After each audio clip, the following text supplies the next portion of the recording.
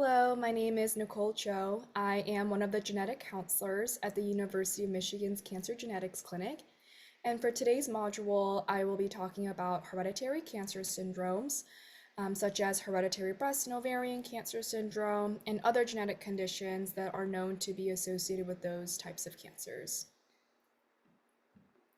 I have no conflicts of interests to disclose. And the objectives for today's module include describing risk factors for breast cancer, including genetics, providing an overview of hereditary cancer syndromes with susceptibility to breast, ovarian, prostate, and pancreatic cancer.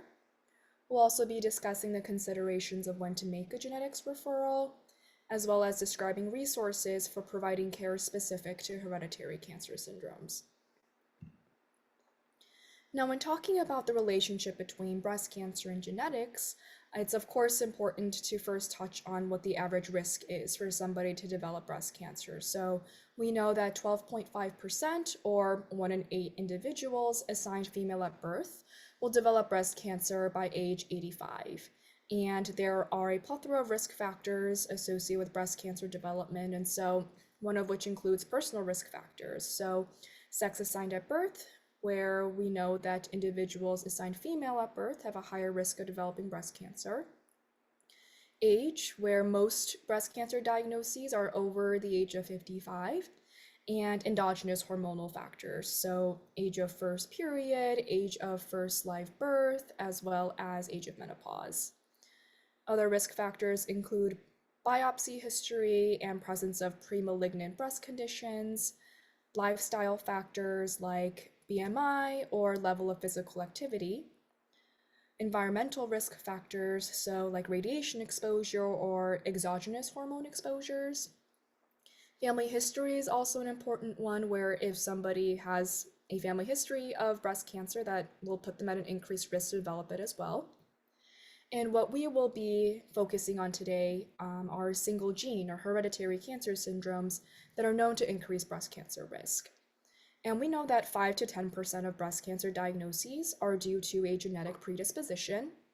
And a genetic diagnosis is important as it can impact treatment decision making, management recommendations, as well as providing important information for family members. Now, this is a list of some high penetrance breast cancer susceptibility genes. And when thinking about what is on the differential for genetic conditions related to breast cancer, these conditions should certainly be on your list. This is certainly not an exhaustive list, but these are the more well-characterized conditions. And we will primarily and mostly be talking about hereditary breast and ovarian cancer syndrome that are known to be associated with the BRCA1 and BRCA2 genes. So HBOC, for short, accounts for up to 5 to 10% of breast cancers in individuals assigned female at birth, and around 15% of ovarian cancers in the US every year. We know that the prevalence of this condition is about 1 in 400 individuals, but we do know that this affects the Ashkenazi Jewish population at a higher frequency, where about 1 in 40 individuals have HBOC, and that's because we know 3 founder mutations that run in this population. HBOC is due to pathogenic variants in the BRCA1 and BRCA2 genes, and these genes are known to be tumor suppressor genes that are involved in double-stranded DNA break repair. And so somebody is born with a germline pathogenic variant or a germline mutation in one of these 2 genes. It is known to increase risk for cancer.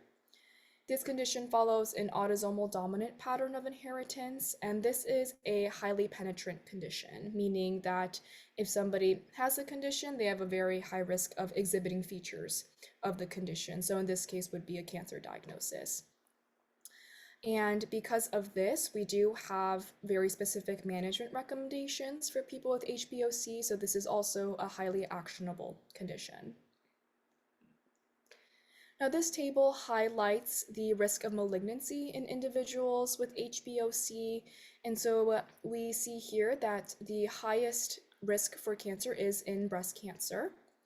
There are also increased risks for contralateral breast cancer, ovarian cancer, male breast, prostate, pancreatic, and melanoma cancers.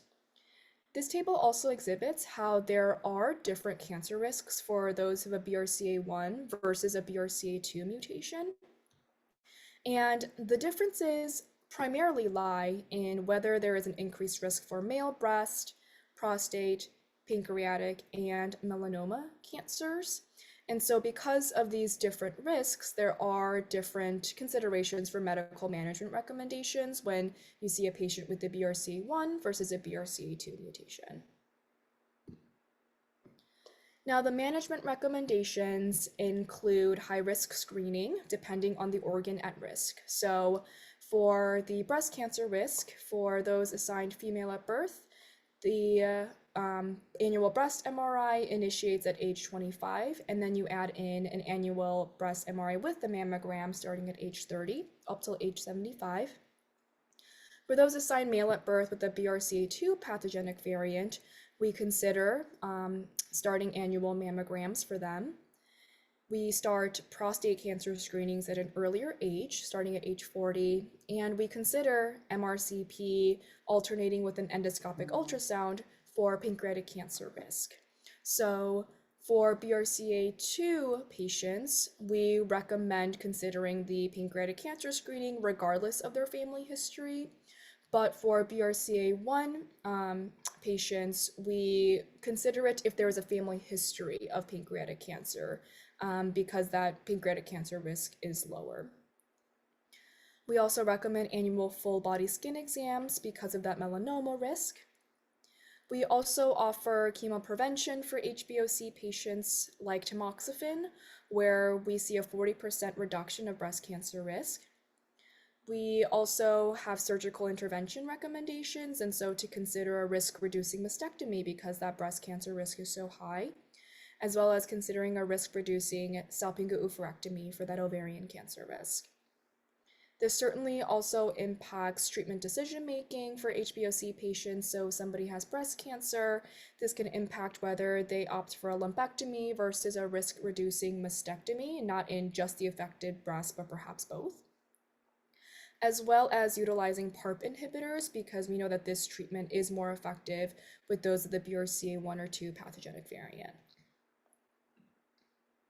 Now, I did want to go over a case example of a family that we see in our clinic with HBOC, and just to exhibit how testing and management has impacted different family members in different ways. So we first start off with the proband, who is the mother of this family, who presented to us with breast cancer at 68 and a pancreatic cancer diagnosis at age 74.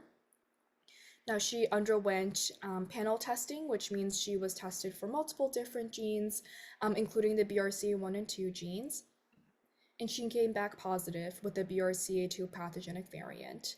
And so now, once this was identified, now her children are all able to undergo familial variant testing, which means that we're able to just specifically look for the mutation that's running in the family.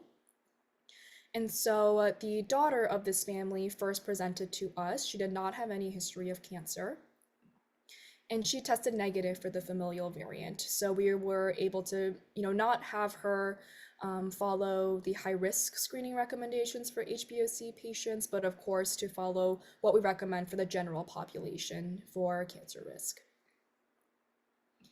Now, there was some delay in testing for the other siblings, and so these two brothers did not present to us for genetic testing until they were both unfortunately diagnosed with pancreatic cancer.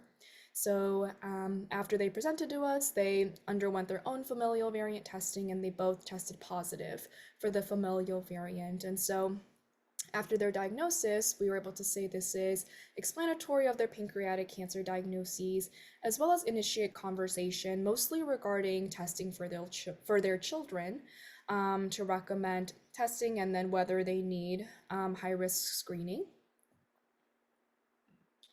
And unfortunately, the two brothers had passed away, and after they passed away, the last brother, who was 65 years old, presented to our clinic to pursue his own genetic testing. He did have some skin cancer histories, but no melanoma history or any other cancers related to HBOC. So he underwent familial variant testing and did test positive for the familial variant. And so when he tested positive, we were then able to order pancreatic cancer screening, refer him to the high-risk prostate cancer clinic at the U of M, as well as annual derm exams for that melanoma risk. And so this family just exhibits, how a diagnosis can help initiate preventative cancer screening and be proactive before a diagnosis, as well as providing important information for not only one's own health, but for family members as well. Now, when thinking of when to consider a genetics referral for breast cancer patients, the National Comprehensive Cancer Network does provide us very specific criteria for what to consider.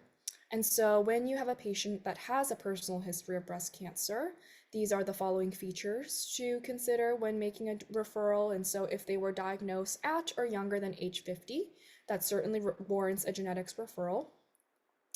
And now the following recommendations are regardless of age. So if deciding systemic treatment or adjuvant treatment decisions, or if the pathology or histology is consistent with triple negative breast cancer, multiple primary breast cancers, as well as a lobular breast cancer if they have a personal or family history of diffuse gastric cancer. And that is because those two features are associated with a different genetic condition that I'll touch on a little bit later.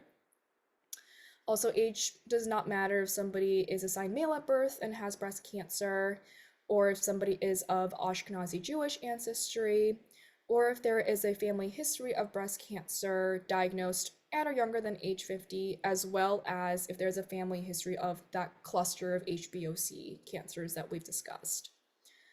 Additionally, if there's a family history of 3 diagnoses or more of breast and or prostate cancer on the same side of the family, then we would also say to refer to genetics. Now, if your patient does not have breast cancer but has an extensive family history of cancer, there are criteria in NCCN that outlines criteria for them. So if an individual does not have breast cancer but has a first or second degree blood relative that meets criteria that we just talked about, that allows them to meet criteria for genetic testing. So just an example of this is in this sample pedigree, sample family, there is a patient that presents to you that is a 30-year-old female that has a father that passed away at age 50 from metastatic prostate cancer. And so her father alone meets criteria due to the aggressive nature of the prostate cancer, as well as having a sister that had breast cancer that passed away at age 47. And so because these two family members are unable to test, that allows our patient to undergo her own genetic testing and meet that family history criteria. Now, if the father and the paternal aunt did not have cancer at such a young age, and perhaps it was older, the patient would still actually meet criteria because she does have 3 members with breast and prostate cancer on the same side of the family, which again allows her to meet criteria for testing. So this just highlights the importance of taking a family history with all of your patients, even if they're unaffected, because this may, provide some indication of whether they need a genetics referral. Now, I did want to briefly review some other genes related to breast cancer, and there are actually other types of cancer risks seen in these conditions, as well as other features. So we will briefly go over that. And so in this table, I outlined the different genes and cancer risks or key features. And so the first condition is PALB2, where we see breast, ovarian, and pancreatic cancer. The second condition, hereditary diffuse gastric cancer, that is associated with CDH1. We see lobular breast cancer and diffuse gastric cancer, which was why it was specifically outlined in NCCN to refer if they meet that, or we see that kind of cancer in the family or in themselves. The third condition, P10 hamartoma tumor syndrome, known to be associated with the P10 gene. We see breast, uterine, and thyroid cancer risk. Other key features of this condition include a large head size or macrocephaly, as well as some signature skin findings associated with P10. Peutz-Jeghers syndrome associated with the STK11 gene, we see increased risk for breast, colon, pancreatic, and gastric cancer. We also see hamartomas in the GI tract, as well as freckling of the lips in childhood are some features of that condition. Li-Fraumeni syndrome is known to be associated with the TP53 gene. And this condition is actually associated with high risk for cancer in both childhood and adult onset, making this a unique condition. There are 5 cancer types for a majority of the Li-Fraumeni tumors that we see. So that includes breast cancer as well as brain cancer, most commonly glioblastomas or astrocytomas. We see lung cancers, sarcomas, including osteosarcomas and rhabdomyosarcomas, as well as adrenocortical carcinoma. And so not just with these tumor types, but we do see additional cancer risks as well, such as leukemias and lymphomas, GI cancers. And so this condition is associated with just a very high risk for a constellation of cancers in general, as well as associated with an excess of multiple primary cancers. Now, these last 3 genes here, the ATM, BARD1, and CHEK2 genes, they are known to be associated with breast cancer, but more of a moderate risk compared to a condition like HBOC. But the ATM gene is also associated with ovarian and pancreatic cancer, and the CHEK2 gene is also associated with prostate cancer, as well as some preliminary evidence for thyroid cancer. Now, I did want to go over some conditions associated with ovarian, pancreatic, and prostate cancer, and that's because genetic testing is often ordered in panels where we test more than one gene at the same time. And so if there are other types of cancers in the family like ovarian, pancreatic, or prostate, these conditions will likely be on the panel as well.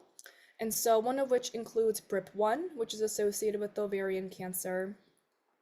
The second condition, familial multiple mole melanoma syndrome, associated with the CDKN2A gene, we see pancreatic cancer and melanoma. Lynch syndrome, associated with the MLH1, MSH2, and EpCAM genes, MSH6 and PMS2, we see increased risk for colon, uterine, ovarian, pancreatic, and prostate cancers. There are some other cancer risks for this condition as well, but just at a lower risk level. And these last 2 genes on this list, RAD51C and RAD51D, are also breast cancer risk genes, but at a moderate penetrance level, as well as increased risk for ovarian cancer. Now, there are some wonderful resources when, trying to decide when to refer a patient to genetics, or if you do have an HBOC patient or a patient with another type of genetic predisposition to develop cancer. And so one great resource is from the National Comprehensive Cancer Network, where there is a clinical practice guideline for criteria of when to refer, as well as listing out specific medical management recommendations depending on the condition. Another great resource is Gene Reviews, which is a free online encyclopedia of sorts for different genetic conditions. And this doesn't just include hereditary cancer conditions, but genetic conditions overall. So thank you so much for listening to this module today about hereditary breast and ovarian cancer, as well as other genetic conditions.